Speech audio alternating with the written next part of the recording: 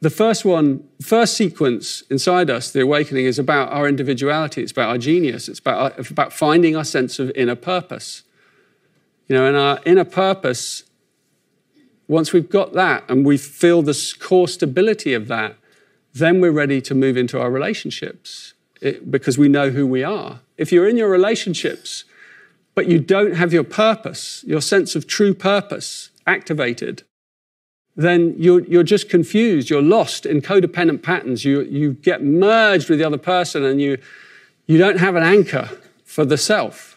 So the first thing is you develop that purpose and you really feel it and you find it. And when you found it, you really know it, you feel it. And then you're ready to move to the second one.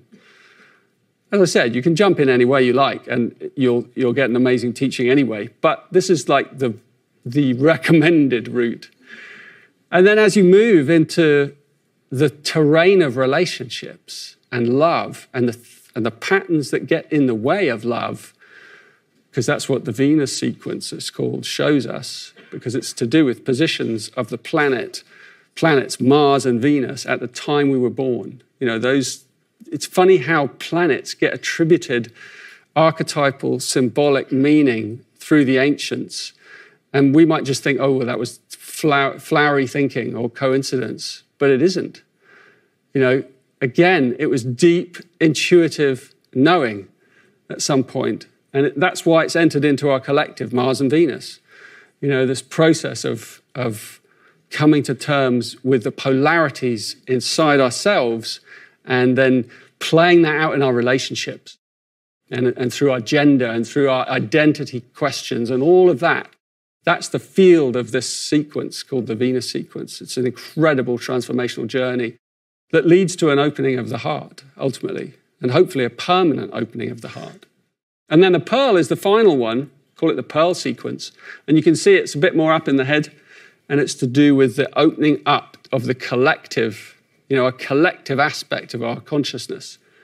So once the heart starts to open, we start to prosper in all kinds of ways. You know, so everyone was saying, like, yeah, we need more love. If we have more love, then we have more abundance. And it's completely true. It's borne out by these sequences and algorithms. You know, that you have a specific algorithm for prosperity. Every single one person in this room, completely different, completely unique algorithm of prosperity. And prosperity isn't just making money. You know, it may not be making money, but it's prospering. It means you have to prosper in your relationships, you have to prosper in your health, you have to prosper in your connection to the earth, you have to prosper in your community. That, if you don't have all of that, it's not prosperity, it's just wealth. We know the wealth doesn't make us happy. Prosperity makes us happy. It's got to be a whole system phenomenon. So the pearl is really powerful because it shows us how we're designed to operate in groups, in groupings. You know, it shows you your role in what I call the synarchy. The synarchy is like the self-organizing intelligence of the whole. Opposite of anarchy.